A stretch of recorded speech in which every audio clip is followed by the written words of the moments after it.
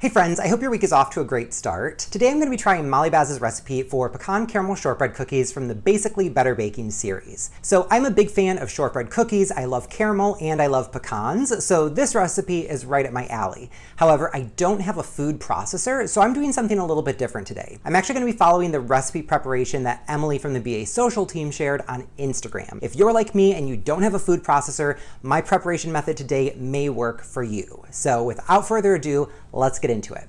The first thing we're going to do is chop up our pecans. So I've got the third of a cup of pecans. I toasted them in my oven for about 12 minutes here, so they are toasted all the way through. If you don't have a spice mill, you could do this in a blender. You could also just crush them with the bottom of a measuring cup.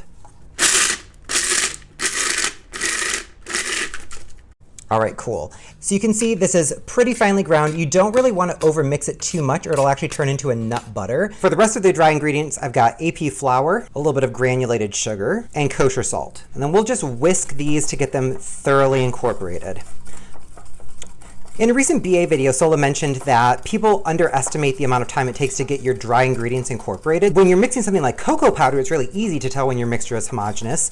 However, when everything's white and kind of the same color, it makes it a bit more challenging. All right, so now to these dry ingredients, I'm going to add the chopped pecans, and we'll whisk this together.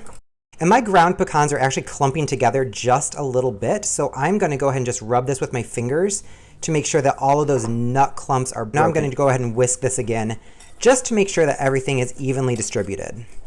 So the dry ingredients are ready to go. I'm going to set these aside so we can move on to the wet.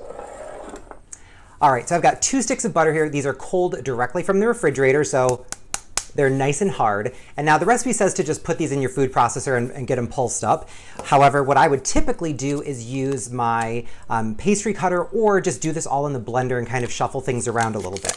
What Emily recommended was actually cubing your butter up really small and then using a hand mixer to beat it in a bowl until it's kind of incorporated. So I'm going to cut this up a little bit smaller than I typically would. I'm just trying to get this into a small enough state that the mixer should be able to pulverize it relatively quickly while still keeping it cold. All right, so I've got my very small pieces of butter here. These are still nice and cold. This was a matter of seconds to get everything broken apart. So now using my hand mixer, I'm just gonna go ahead and beat this until it starts to look homogeneous.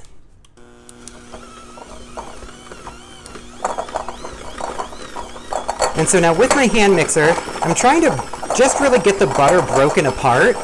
I don't expect it to get light, fluffy, and creamy. That's not, I guess, really what we're going for. But I'm just trying to get those cubes of butter broken down a little bit. All right, so those butter cubes are kind of broken apart. This is not like whipped and fluffy, but it is broken down, and I think it's going to be willing to incorporate with the dulce de leche. So here I'm using just a store-bought dulce de leche.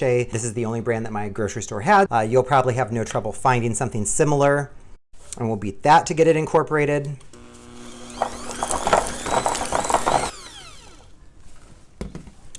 All right, and I think that this is actually looking pretty good. So in general, this is pretty much homogeneous. I can see a few butter fragments, but overall, the dulce de leche and butter are still incorporated, and this is still actually really cold to the touch. So I think we are in pretty good shape here. The last thing we've got to do is just dump in our prepared dry ingredients, and we're gonna beat this, again, with the hand mixer. All right, and then starting on low speed so I don't make a mess. All right, so I'm getting kind of like a shaggy dough situation here where it's forming little pebbles. I'm gonna use my spatula just to get anything stuck off the bottom. And I might mix this for just another few seconds. And the original recipe said that we're looking to mix this until the dough comes together in a single mass with no streaks remaining. I don't know whether that will happen with the hand mixer, so we can see what it's looking like. Oh, there we go. Okay. All right, so that just crossed the border, and you can see it looks creamy. It looks like cookie dough now at this point. So I've got a sheet of parchment paper here. If you don't have parchment paper, you could use cling film. And we're just gonna go ahead and scrape the dough out, and we're gonna form it into a log. So the dough is quite sticky. However, it's gonna be sandwiched in that parchment paper as we're working with it, so I don't think that'll be too problematic for us.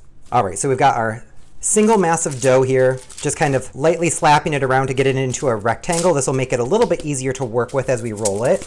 All right, so you guys have seen me do shortbread cookies a few times in the past, so this kind of forming a log technique is nothing new. So basically what we're doing is folding the parchment paper over, and then you're pulling the bottom while pushing the top. And that's putting an even pressure around that's kind of going to form the log for you. So you could just use your hand and slide it in there. And so I'm pulling this while pushing this, and then you can readjust as needed. You can also go in with a straight edge to get a little bit more even pressure, whatever makes you happy. And we're looking for this log to reach 9 inches by about a 2-inch diameter. So right now we are about 8 inches long. So we've got a little bit more compaction to do.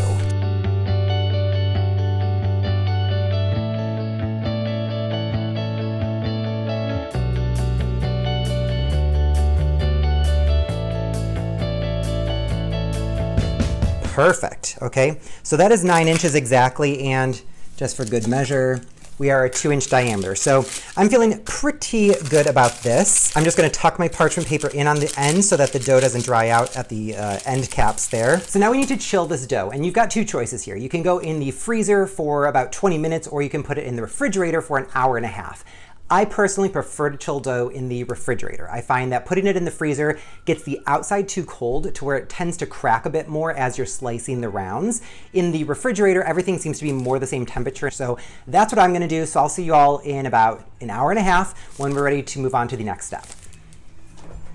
Okay, so our dough has been chilling in the refrigerator for about 2 hours at this point. So now we are ready to roll this in the sugar or sprinkles. But first, we need to make the glaze that's gonna go on the outside. Here I've got just a tablespoon of the dulce de leche along with 2 teaspoons of warm water. And we're just gonna mix this together. All right, so this looks nice and even. The dulce de leche has been thinned down, so this will be a nice spreadable consistency on the outside. So we'll unwrap our log of cookie dough. And so then just using a pastry brush, we're brushing the outside of this to get a nice even coating of the thinned down dulce de leche. And this is gonna act as the glue to hold the sugar or the sprinkles on the surface of the dough. So I am using just sugar in the raw. If you wanted to use sprinkles or anything else, that would be totally fine here. Sugar in the raw is just what I happen to have on hand. So I like to make a little domed up pile, and that way I can kind of tap the cookie dough into it. You can also sprinkle the sugar over the top and it'll stick on. And you may have to roll the log around a few times to get an even coating, but you just want to make sure you're thoroughly covering the outside. And now using a sharp chef's knife, we need to cut this into 24 approximately even pieces. So each should be roughly a 1/4 inch thick. I always have trouble getting nice uniform slices when I'm cutting shortbread. I never get the full recipe yield. So I'm gonna try to do my best to get an even amount here. And every 3 slices or so, you're gonna wanna turn your log just a 1/4 turn or so to ensure that you're not flattening out any one side. I'm gonna pop this first tray into the refrigerator for about 10 minutes while the oven finishes preheating. That way these will be nice and firm when they bake. The cookies have been cooling for 45 minutes, so they are down to room temperature, and this is the finished product. So the surface of the cookie is nice and flat. Looking at the profile view, you can tell that these didn't puff too much. They didn't really spread too much. The only thing that I noticed is that I've got this little bit of kind of diagonal ridge here where the dulce de leche on the outside melted off a bit, pulling some sugar with it. So we've got a little bit of a foot like a macaron would have.